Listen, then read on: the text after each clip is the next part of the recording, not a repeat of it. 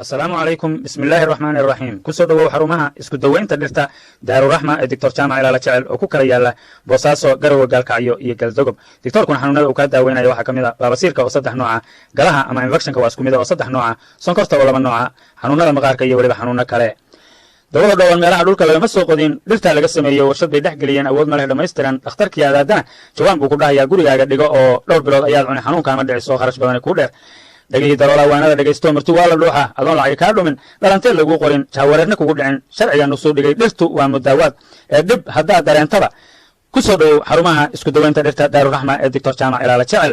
imisaa dhulyaalo dhakhaatiir ka quusteen dhirta lagu daweeyo dhaqso caafimaad helay ka daalo oo dr jaamac ilaala jecel at youtube.com